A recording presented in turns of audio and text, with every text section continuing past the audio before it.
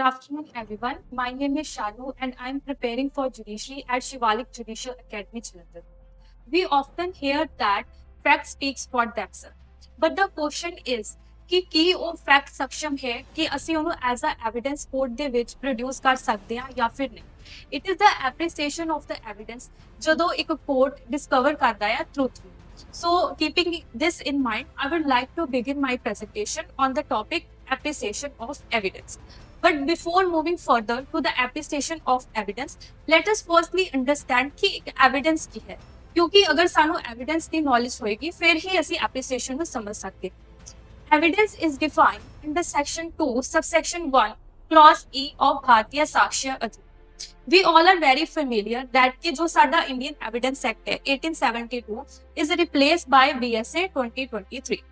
Basically, evidence is something which is taken under oath and affirmed by the court during the judicial proceeding.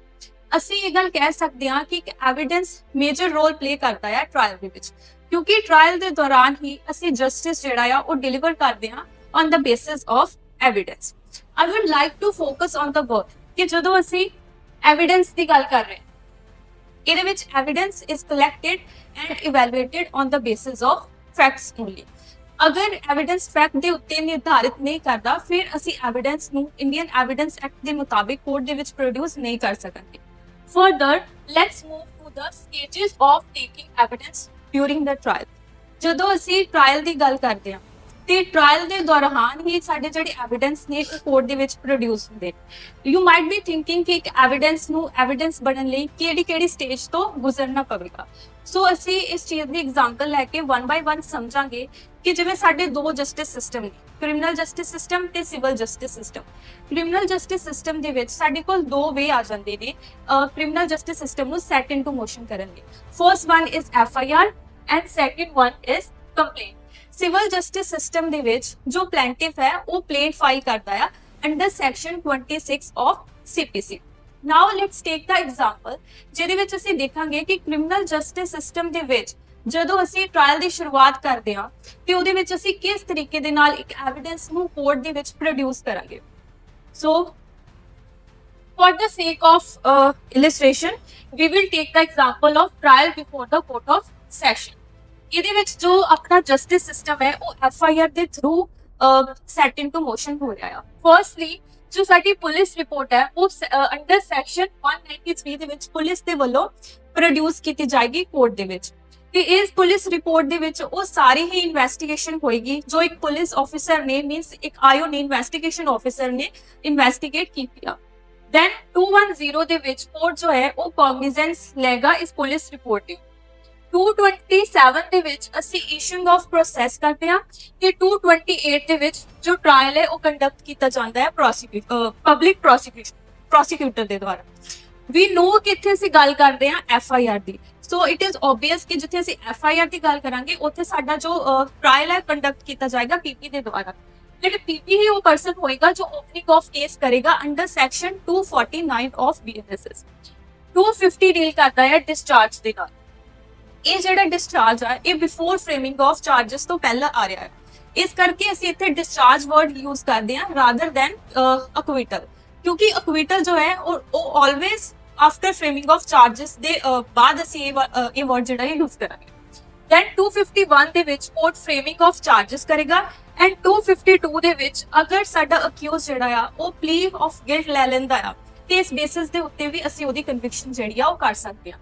Further 253 ਦੇ ਵਿੱਚ ਇੱਕ date ਜਿਹੜੀ ਆ ਉਹ select ਕੀਤੀ ਜਾਏਗੀ for the evidence of the prosecution. Then 254 ਦੇ ਵਿੱਚ ਐਵੀਡੈਂਸ ਜੋ ਸਾਡੇ ਪ੍ਰੋਸੀਕਿਊਸ਼ਨ ਦੇ ਦੁਆਰਾ ਪੇਸ਼ ਅਸੀਂ ਕਰਾਂਗੇ ਉਹ ਕੋਰਟ ਦੇ ਵਿੱਚ ਪ੍ਰੋਡਿਊਸ ਹੋਣਗੇ. 351 ਇਹ ਵੀ ਇੱਕ ਇੰਪੋਰਟੈਂਟ ਰੋਲ ਪਲੇ ਕਰਦਾ ਹੈ ਸਾਡੇ ਕ੍ਰਿਮੀਨਲ ਜਸਟਿਸ ਸਿਸਟਮ ਦੇ ਵਿੱਚ. 351 is mandatory to follow ਕਿਉਂਕਿ 351 ਦੇ ਵਿੱਚ ਕੋਰਟ ਸਾਰਾ ਹੀ ਇਨਕ੍ਰਿਮੀਨੇਟਿੰਗ ਮਟੀਰੀਅਲ ਜਿਹੜਾ ਆ ਉਹ ਅਕਿਊਜ਼ ਦੇ ਅੱਗੇ ਪੇਸ਼ ਕਰਦਾ ਹੈ ਤੇ ਅਕਿਊਜ਼ ਨੂੰ ਉਹ ਕਹਿੰਦਾ ਹੈ ਕਿ ਤੁਸੀਂ ਆਪਣੀ ਪਲੀ ਆਫ ਗਿਲਟ ਹੱਲੇ ਤੱਕ ਵੀ ਲੈਣਾ ਚਾਹੋਗੇ ਜਾਂ ਫਿਰ ਨਹੀਂ. ਅਗਰ ਅਕਿਊਜ਼ ਕਹਿੰਦਾ ਹੈ ਕਿ he has the defence to produce ਤੇ ਇਸ ਕੇਸ ਦੇ ਵਿੱਚ ਅਸੀਂ ਅਕਿਊਜ਼ ਨੂੰ ਪੂਰਾ ਮੌਕਾ ਦੇ ਰਹੇ ਹਾਂ ਕਿ ਉਹ ਆਪਣੇ ਡਿਫੈਂਸ ਜਿਹੜੇ ਆ ਡਿਫੈਂਸ ਐਵੀਡੈਂਸ ਜਿਹੜੇ ਆ ਉਹ ਕੋਰਟ ਦੇ ਵਿੱਚ ਪ੍ਰੋਡਿਊਸ ਕਰ ਸਕਦਾ ਹੈ. 255 also deals with the acquittal. ਇਹ ਜਿਹੜਾ ਅਕਵਿਟਲ ਦੀ ਅਸੀਂ ਗੱਲ ਕਰ ਰਹੇ ਹਾਂ, ਇਹਦੇ ਵਿੱਚ ਜੋ ਅਕਵਿਟਲ ਹੈ ਉਹ ਆਫਟਰ ਫਰੇਮਿੰਗ ਆਫ ਚਾਰजेस ਦੇ ਵਿੱਚ ਆ ਰਿਹਾ ਹੈ। 256 deals with the defense। ਸਾਡੇ ਡਿਫੈਂਸ ਤੋਂ ਬਾਅਦ ਸਾਡੀ ਆਰਗੂਮੈਂਟਸ ਹੁੰਦੀਆਂ ਨੇ, ਦੈਨ ਉਸ ਤੋਂ ਬਾਅਦ ਸਾਡੀ ਜਜਮੈਂਟ ਜਿਹੜੀ ਆਉਂਦੀ ਆ, ਤੇ ਜਜਮੈਂਟ ਤੋਂ ਬਾਅਦ ਅਸੀਂ ਕੁਝ ਹੋਰ ਪੁਆਇੰਟਸ ਵੀ ਕੰਸੀਡਰ ਕਰਦੇ ਹਾਂ। ਫੋਰ ਐਗਜ਼ਾਮਪਲ, ਅਗਰ ਕੋਈ ਵੀ ਪਰਸਨ ਜਿਹੜਾ ਆ ਉਹ ਪ੍ਰੀਵੀਅਸਲੀ ਕਨਵਿਕਟਡ ਆ ਤੇ ਉਸ ਚੀਜ਼ ਨੂੰ ਵੀ ਕੰਸੀਡਰ ਕਰ ਲਿੱਤਾ ਜਾਂਦਾ ਹੈ for the purpose of enhancement of punishment. ਇਹਦੀ ਰੈਫਰੈਂਸ ਸਾਨੂੰ ਸੈਕਸ਼ਨ 13 ਆਫ BNS ਦੇ ਵਿੱਚ ਦੇਖਣ ਨੂੰ ਮਿਲਦੀ ਆ। ਸੋ ਇਸ ਕ੍ਰਾਈਟੇਰੀਆ ਤੋਂ ਅਸੀਂ ਅੰਦਾਜ਼ਾ ਲਗਾ ਸਕਦੇ ਹਾਂ ਕਿ ਕਿਵੇਂ ਇੱਕ ਐਵੀਡੈਂਸ ਜਿਹੜਾ ਆ ਉਹ ਟ੍ਰਾਇਲ ਦੇ ਦੌਰਾਨ ਕੋਰਟ ਦੇ ਸਾਹਮਣੇ ਪ੍ਰੋਡਿਊਸ ਹੁੰਦਾ ਆ। ਇੱਥੇ ਅਸੀਂ ਪ੍ਰੋਸੀਕਿਊਸ਼ਨ ਨੂੰ ਵੀ ਪੂਰਾ ਮੌਕਾ ਦੇ ਰਹੇ ਹਾਂ ਐਵੀਡੈਂਸ ਪ੍ਰੋਡਿਊਸ ਕਰਨ ਦਾ, ਤੇ ਅਕਿਊਜ਼ ਨੂੰ ਵੀ ਓਪਰਚੁਨਿਟੀ ਮਿਲਦੀ ਆ ਕਿ ਉਹ ਆਪਣੀ ਐਵੀਡੈਂਸ ਕੋਰਟ ਦੇ ਸਾਹਮਣੇ ਪੇਸ਼ ਕਰਦਾ ਹੈ। Now moving to the next topic on the next slide, send next. Appreciation of evidence. Appreciation of evidence ਇੱਕ ਉਹ ਵੇ ਆ ਜਿੱਥੇ ਇੱਕ ਜੱਜ ਇਵੈਲੂਏਟ ਕਰਦਾ ਆ ਤੇ ਐਨਾਲਾਈਜ਼ ਕਰਦਾ ਆ ਸਾਰੀ ਹੀ ਐਵੀਡੈਂਸ ਨੂੰ ਜੋ ਇਸ ਟ੍ਰਾਇਲ ਦੇ ਦੌਰਾਨ ਇੱਕ ਜੱਜ ਦੇ ਸਾਹਮਣੇ ਪ੍ਰੋਡਿਊਸ ਹੁੰਦੀ ਹੈ। ਅਸੀਂ ਕਹਿ ਸਕਦੇ ਹਾਂ ਕਿ ਸਾਡੀ ਜੋ ਜਜਮੈਂਟ ਆ ਰਹੀ ਆ ਉਹ ਇਸ ਹੀ ਐਪਰੀਸੀਏਸ਼ਨ ਆਫ ਐਵੀਡੈਂਸ ਦੇ ਨਾਲ ਹੀ ਆ ਰਹੀ ਆ। ਐਪਰੀਸੀਏਸ਼ਨ ਆਫ ਐਵੀਡੈਂਸ ਹੀ ਉਹ ਵੇ ਬਣਦਾ ਆ ਜਿੱਥੇ ਅਸੀਂ ਇਹ ਜਾਣ ਸਕਦੇ ਹਾਂ ਕਿ ਇਹ ਵਾਲਾ ਅਕਿਊਜ਼ ਗਿਲਟੀ ਹੈ or he is not guilty. Further there are various tool by a जज टू एप्रिशिएट द एविडेंस। ਇੱਕ ਐਵੀਡੈਂਸ ਨੂੰ ਐਪਰੀਸ਼ੀਏਟ ਕਰਨ ਦੇ ਲਈ ਸਾਡੇ ਕੋਲ ਕਈ ਤਰੀਕੇ ਦੇ ਟੂਲਸ ਹੁੰਦੇ ਨੇ। For example, we can check the demeanour of the witness, we can check the demeanour of the parties, conduct of the parties, we can also see the contradiction, corroborations, burden of proof, and many other factors. And we can see the impeaching credit of the witness and consistency of the statement also. Now moving to the next slide. Appreciation of different type of evidences। ਇਹਦੇ ਵਿੱਚ ਅਸੀਂ ਦੇਖ ਸਕਦੇ ਹਾਂ ਕਿ ਸਾਡੇ ਕੋਲ ਕਈ ਤਰੀਕੇ ਦੇ ਐਵੀਡੈਂਸ ਹੁੰਦੇ ਨੇ, whether it is a oral evidence, documentary evidence or real evidence। But ਅਸੀਂ ਇਹ ਚੀਜ਼ ਨਹੀਂ ਕਹਿ ਸਕਦੇ ਕਿ ਅਸੀਂ ਹਰ ਇੱਕ ਐਵੀਡੈਂਸ ਨੂੰ ਸੇਮ ਹੀ ਵੇ ਦੇ ਨਾਲ ਜਿਹੜਾ ਇੱਕ ਵਾਟਰ ਟਾਈਟ ਕੰਪਾਰਟਮੈਂਟ ਦੇ ਵਿੱਚ ਪਾ ਕੇ ਕਿ ਸੇਮ ਹੀ ਤਰੀਕੇ ਦੇ ਨਾਲ ਅਸੀਂ ਉਹਨੂੰ ਐਪਰੀਸ਼ੀਏਟ ਕਰਾਂਗੇ। ਹਰ ਇੱਕ ਐਵੀਡੈਂਸ ਦਾ ਉਹਦੇ ਨੇਚਰ ਦੇ according appreciation is different.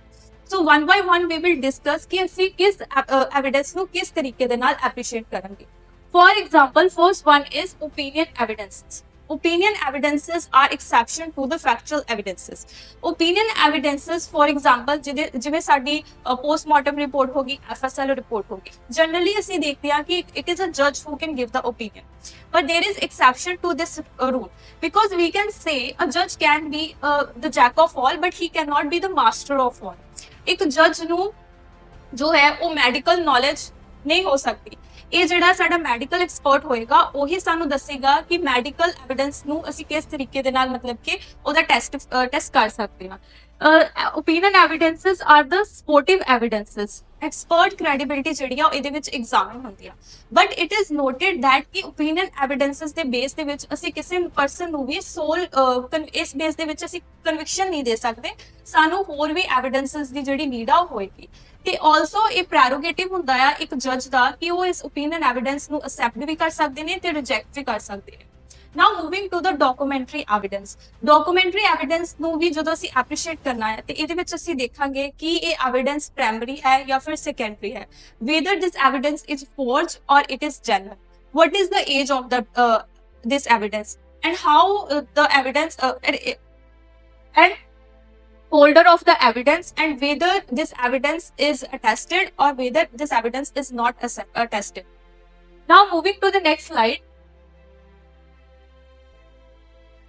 Appreciation of electronic evidence। electronic evidence means digital electronic forms ਦੀ ਅਸੀਂ ਗੱਲ ਕਰ ਰਹੇ ਹਾਂ। ਇਹ ਜਿਹੜੀ electronic evidence ਹੁੰਦੇ ਨੇ it is governed by IT Act 2000। we have a relevant provision for this 65A and 65B which deals with the electronic evidence। we know that ਕਿ ਅਸੀਂ ਹੁਣ ਜਿਹੜੇ era ਦੇ ਵਿੱਚ ਰਹਿ ਰਹੇ ਹਾਂ ਇੱਕ modern time ਜਿਹਦੇ ਵਿੱਚ ਸਾਡੀ day by day ਜਿਹੜੀ ਟੈਕਨੋਲੋਜੀ ਆ ਉਹ ਡਿਵੈਲਪ ਹੋ ਰਹੀ ਆ। ਸੋ ਅਸੀਂ ਉਸ ਫੇਸ ਦੇ ਨਾਲ ਸਾਨੂੰ ਕੰਬਾਈਨ ਕਰਨ ਦੇ ਲਈ ਸਾਡਾ ਲਾਅ ਵੀ ਜਿਹੜਾ ਆ ਉਹ ਅਮੈਂਡ ਹੋ ਰਿਹਾ ਆ। So this is one of the example of this ਕਿ ਜਿਹੜਾ ਸਾਡਾ ਹੁਣ ਇਲੈਕਟ੍ਰੋਨਿਕ ਜਿਹੜੇ ਐਵੀਡੈਂਸ ਨੇ ਉਹ ਵੀ ਸਾਡੇ ਕੋਰਟ ਦੇ ਵਿੱਚ ਆ ਰਹੇ। Second one is appreciation of dying declaration. Section 26 of BSA, which was earlier 32 subsection 1 of Indian Evidence Act, ਇਹ dying declaration ਦੇ ਨਾਲ ਡੀਲ ਕਰਦਾ ਹੈ। dying declaration ਇੱਕ ਉਹ ਬੇਸਿਸ ਆ ਜਿਹਦੇ ਉੱਤੇ ਅਸੀਂ ਸੋਲ ਕਨਵਿਕਸ਼ਨ ਜਿਹੜੀ ਆ ਅਕਿਊਜ਼ ਨੂੰ ਦੇ ਸਕਦੇ ਹਾਂ। Now another one is appreciation of hostile witness. Section 154 of Indian Evidence Act and Section 157 of BSA. ਸਾਨੂੰ ਪਤਾ ਹੈ ਕਿ ਅਗਰ ਕੋਈ ਵਿਟਨੈਸ ਜਿਹੜਾ ਆ ਉਹ ਹੌਸਟਾਈਲ ਹੋ ਜਾਂਦਾ ਹੈ, ਬਟ ਦਾ ਕੁਐਸਚਨ ਇਜ਼ ਕਿ ਅਗਰ ਉਹ ਵਿਟਨੈਸ ਹੌਸਟਾਈਲ ਹੋ ਗਿਆ ਆ, ਕੀ ਅਸੀਂ ਉਹਦੀ ਸਾਰੀ ਦੀ ਸਾਰੀ ਸਟੇਟਮੈਂਟ ਨੂੰ ਜਿਹੜਾ ਆ ਉਹ ਕਹਿ ਦੇਵਾਂਗੇ ਕਿ ਇਹ ਕਾਬਿਲ ਨਹੀਂ ਐਜ਼ ਅ ਐਵੀਡੈਂਸ ਪ੍ਰੋਡਿਊਸ ਹੋਣ ਦੇ ਲਈ ਔਰ ਨਾਟ? ਦਾ ਆਨਸਰ ਇਜ਼ ਨੋ, ਕਿਉਂਕਿ ਜਸਟ ਬਿਕੋਜ਼ ਇੱਕ ਪਾਰਟ ਆਫ ਸਟੇਟਮੈਂਟ ਜਿਹੜਾ ਆ ਉਹ ਸਹੀ ਨਹੀਂ ਆ, ਅਸੀਂ ਸਾਰੀ ਹੀ ਸਟੇਟਮੈਂਟ ਨੂੰ ਰਿਜੈਕਟ ਨਹੀਂ ਕਰ ਸਕਦੇ। ਅਸੀਂ ਜਿਹੜਾ ਰਿਲਾਇਬਲ ਪਾਰਟ ਆ ਉਸ ਵਿਟਨੈਸ ਦਾ ਉਹਨੂੰ ਕੋਰਟ ਦੇ ਵਿੱਚ ਐਜ਼ ਅ ਐਵੀਡੈਂਸ ਪ੍ਰੋਡਿਊਸ ਕਰ ਸਕਦੇ ਹਾਂ। Now another one is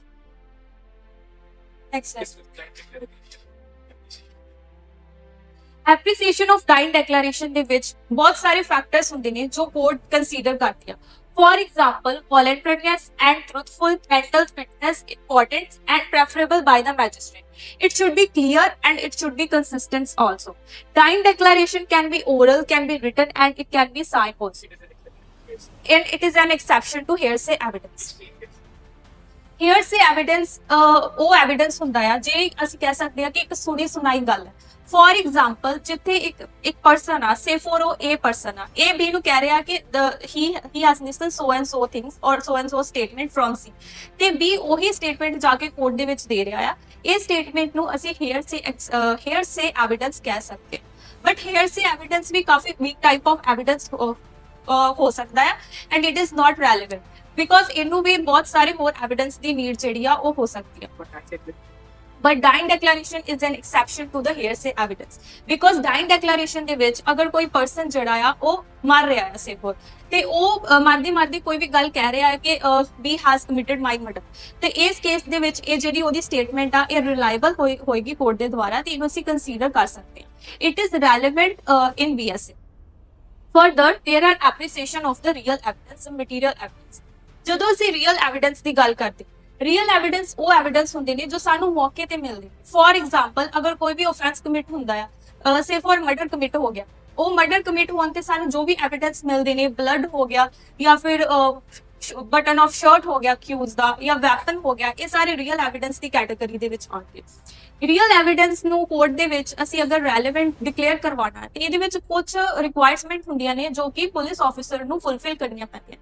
first one ਕਿ ਸਾਨੂੰ ਜੋ ਇੰਡੀਪੈਂਡੈਂਟ ਵਿਟਨੈਸ ਹੈ ਉਹਨਾਂ ਦੀ ਜ਼ਰੂਰਤ ਪਏਗੀ ਤੇ ਇੰਡੀਪੈਂਡੈਂਟ ਵਿਟਨੈਸ ਦੀ ਮੌਜੂਦਗੀ ਦੇ ਵਿੱਚ ਹੀ ਅਸੀਂ ਰੀਅਲ ਐਵੀਡੈਂਸ ਨੂੰ ਕਲੈਕਟ ਕਰਾਂਗੇ ਐਂਡ ਉਹਦਾ ਐਮਓ ਜਿਹੜਾ ਆ ਉਹ ਪੁਲਿਸ ਦੇ ਦੁਆਰਾ ਪ੍ਰਿਪੇਅਰ ਕੀਤਾ ਜਾਏਗਾ। ਜਿਹੜਾ ਰੀਜ਼ਨ ਆ ਕਿ ਅਸੀਂ ਕਿਉਂ ਰੀਅਲ ਐਵੀਡੈਂਸ ਦੇ ਵਿੱਚ ਇੰਨੀ ਜ਼ਿਆਦਾ ਜਿਹੜਾ ਕੌਸ਼ਨ ਫੋਲੋ ਕਰ ਰਹੇ ਆ ਉਹ ਇਜ਼ ਦੈਟ ਕਿਉਂਕਿ ਪੁਲਿਸ ਜਿਹੜੀ ਆ ਉਹ ਫੈਬਰੀਕੇਟ ਕਰ ਸਕਦੀ ਆ ਐਵੀਡੈਂਸ ਦੀ ਤੇ ਹੋਰ ਵੀ ਪਰਸਨ ਜਿਹੜਾ ਫੋਰ ਐਗਜ਼ਾਮਪਲ ਅਗਰ ਕੋਈ ਥਰਡ ਪਾਰਟੀ ਆ ਉਹ ਵੀ ਫੈਬਰੀਕੇਸ਼ਨ ਆਫ ਐਵੀਡੈਂਸ ਜਿਹੜੀ ਆ ਉਹ ਕਰ ਸਕਦੀ ਹੈ। Now, our next topic is oral evidence. Oral evidence ਨੂੰ appreciate ਕਰਨ ਦੇ ਲਈ ਵੀ ਸਾਨੂੰ ਬਹੁਤ ਸਾਰੇ ਜੋ ਪ੍ਰੋਸੀਜਰ ਹੈ ਇੱਕ ਫੋਲੋ ਕਰਨਾ ਪਏਗਾ। ਫਰਸਟ ਵਨ ਕਿ ਅਸੀਂ ਕ੍ਰਾਸ ਐਗਜ਼ਾਮਿਨ ਕਰਾਂਗੇ ਉਸ ਵਿਟਨੈਸ ਨੂੰ ਜੋ ਕਿ ਆਪਣੀ ਟੈਸਟਮਨੀ ਦੇਣ ਆ ਰਿਹਾ ਆ। Court can also check the demeanour of the witness. ਸਾਡੇ BNS ਦੇ ਵਿੱਚ BNSS ਦੇ ਵਿੱਚ ਇੱਕ ਪ੍ਰੋਵੀਜ਼ਨ ਆਉਂਦੀ ਆ ਸੈਕਸ਼ਨ 315 ਦੇ ਵਿੱਚ ਕੋਰਟ ਜੋ ਹੈ ਉਹ ਬਿਹੇਵੀਅਰ ਆਫ ਵਿਟਨੈਸ ਜਿਹੜਾ ਹੈ ਉਹ ਦੇਖ ਸਕਦਾ ਹੈ। ਜਿਹਦੇ ਇਹ ਜਿਹੜੀ ਪੁਆਇੰਟ ਆ ਇਹ ਵੀ ਸਾਨੂੰ ਹੈਲਪ ਕਰਦਾ ਹੈ ਕਿ ਜਦੋਂ ਅਸੀਂ ਐਪਰੀਸ਼ੀਏਟ ਕਰਦੇ ਆ ਓਰਲ ਐਵੀਡੈਂਸ ਨੂੰ ਤਾਂ ਉਹ ਚੀਜ਼ ਰੈਲੇਵੈਂਟ ਹੋਏਗੀ। Then it is supported by the oral and documentary evidence. It is also known as the ocular evidence, eyewitness evidence, direct evidence, and testimonial evidence. Now, judge's personal knowledge and evidence. ਜਿੱਦਾਂ ਹੁਣ ਤੱਕ ਅਸੀਂ discuss ਕੀਤਾ ਕਿ ਇੱਕ evidence ਨੂੰ ਕਿਸ ਤਰੀਕੇ ਦੇ ਨਾਲ ਅਸੀਂ ਐਪਰੀਸ਼ੀਏਟ ਕਰਾਂਗੇ ਬਟ ਦ ਥਿੰਗ ਇਜ਼ ਕਿ ਸਾਨੂੰ ਸਾਰੇ ਕ੍ਰਾਈਟੇਰੀਆ ਸਾਡੇ ਕੋਲ ਮੌਜੂਦ ਨੇ ਬਟ ਇਟ ਇਜ਼ ਦ ਜੱਜ ਜੋ ਕਿ ਇੱਕ ਐਵੀਡੈਂਸ ਨੂੰ ਐਪਰੀਸ਼ੀਏਟ ਕਰ ਰਿਹਾ ਹੈ। ਬਟ ਸਵਾਲ ਇੱਥੇ ਹੁਣ ਇਹ ਆਉਂਦਾ ਹੈ ਕਿ ਜੱਜ ਆਪਣੀ ਪਰਸਨਲ ਨੌਲੇਜ ਨੂੰ ਇੱਕ ਐਵੀਡੈਂਸ ਦੇ ਵਿੱਚ ਇਨਕਲੂਡ ਕਰ ਸਕਦਾ ਹੈ ਕਿ ਮੇਰੇ ਮੁਤਾਬਿਕ ਮੈਨੂੰ ਇਹ ਚੀਜ਼ ਲੱਗ ਰਹੀ ਹੈ ਕਿ ਇਹ ਜਿਹੜੀ ਸਿਚੁਏਸ਼ਨ ਹੈ ਇਹਦੇ ਵਿੱਚ ਇਦਾਂ ਹੋਇਆ ਹੋਵੇਗਾ। The answer is no. There is one case, Pritam Singh versus State of Punjab 1956 Supreme Court. ਇਹ ਕੇਸ ਦੇ ਵਿੱਚ ਆਨਰੇਬਲ ਸੁਪਰੀਮ ਕੋਰਟ ਇਸ ਚੀਜ਼ ਨੂੰ ਕਲੀਅਰ ਕਰਦੇ ਨੇ ਕਿ ਜਦੋਂ ਵੀ ਅਸੀਂ ਰੈਲੇਵੈਂਸੀ ਦੀ ਗੱਲ ਕਰਦੇ ਹਾਂ ਰੈਲੇਵੈਂਸੀ ਆਲਵੇਜ਼ ਅਸੀਂ ਐਵੀਡੈਂਸ ਦੇ ਨਾਲ ਹੀ ਪ੍ਰੂਫ ਕਰਦੇ। Judge cannot replace evidence with his personal knowledge. Now moving to the next slide. Judgment. There are few judgments which are also relevant for our topic. First one is Mahindra versus State of Tamil Nadu 2019 Supreme Court, Babu versus State of Tamil Nadu 2013 Supreme Court. This judgment tells us that falsus in uno and falsus in omnibus ਦਾ ਜੋ ਸਾਡਾ maxim ਆ, it does not apply to the Indian law. It is a rule of caution. So ਇਹਦੇ ਵਿੱਚ matter ਇਹ ਹੈ ਕਿ ਅਗਰ ਕੋਈ ਵੀ false part of evidence ਇੱਕ witness ਜਿਹੜਾ ਆ ਉਹ ਦਿੰਦਾ ਆ, ਕਿ ਅਸੀਂ ਉਹਦੀ ਸਾਰੀ ਟੈਸਟੀਮਨੀ ਨੂੰ ਰਿਜੈਕਟ ਕਰ ਦੇਵਾਂਗੇ ਔਰ ਅਸੀਂ ਉਹਨੂੰ ਕੰਸੀਡਰ ਕਰ ਸਕਦੇ ਹਾਂ. So the answer is no. We can accept the reliable part. False part of evidence does not make the whole evidence unreliable. Court separates grain from chaff to find the truthful part. Next is Mustaq versus State of Gujarat 2020 Supreme Court. Evidence of a witness has to be read as a whole and sentence cannot be interpreted and read in isolation. अगर कोई witness अपना evidence दे रहा है तो उन्होंने ਅਸੀਂ as a whole ਹੀ read ਕਰਾਂਗੇ. We can not say that ਕਿ ਅਸੀਂ ਹਾਫ ਪਾਰਟ ਜਿਹੜਾ ਅਸੈਪਟ ਕਰਕੇ ਹਾਫ ਜਿਹੜਾ ਹੈ ਰਿਜੈਕਟ ਕਰ ਸਕਦੇ ਹਾਂ. So to conclude this topic, I am of the opinion that the appreciation of evidence ਇੱਕ crucial role play ਕਰਦਾ ਹੈ ਸਾਡੀ administration of justice ਦੇ ਵਿੱਚ, because ਇਹ ensure ਕਰਦਾ ਹੈ justice ਨੂੰ ਤੇ fair trial. ਜਦੋਂ ਅਸੀਂ fair trial ਦੀ ਗੱਲ ਕਰਦੇ ਹਾਂ then we have to refer Article 21 of the Indian Constitution, which guarantees the right to life and personal liberty. It also includes right to fair trial. So right to fair trial ਇੱਥੋਂ ਹੀ ਅਸੀਂ ਜਾਣ ਸਕਦੇ ਹਾਂ ਕਿ ਇੰਨੇ ਮਾਇਨੇ ਰੱਖਦਾ ਹੈ ਕਿ ਅਸੀਂ ਇਹਨੂੰ Article 21 ਦੇ ਵਿੱਚ include ਕਰ ਸਕਦੇ ਹਾਂ. We can say that it is a cornerstone of our Constitution of India. So appreciation of evidence is the collective work, or we can say the collective art of the court. ਕਿਉਂਕਿ ਅਗਰ ਅਸੀਂ investigation ਦੀ ਗੱਲ ਕਰੀਏ from investigation till the judge, it is the every officer of the court ਜੋ ਕਿ ਇਸ process ਦੇ ਵਿੱਚ participate ਕਰ ਰਿਹਾ ਹੈ ਤੇ ਸਾਰਿਆਂ ਦੀ ਹੀ collective responsibility ਬਣਦੀ ਆ. ਅਗਰ ਇੱਕ ਜੱਜ ਦੇ ਸਾਹਮਣੇ ਜਿਹੜਾ ਆ ਉਹ best evidence produce ਕੀਤਾ ਜਾਏਗਾ ਤਾਂ ਹੀ ਇੱਕ ਜੱਜ ਜੋ ਹੈ best judgment ਜਿਹੜੀ ਆ ਉਹ deliver ਕਰ ਸਕਦਾ ਹੈ. So we can say that appreciation of evidence plays the crucial role in our justice. Next, it's your turn to speak on the topic of law. Speak now, perfect later. क्योंकि knowledge in any language is power. Start expressing, keep improving.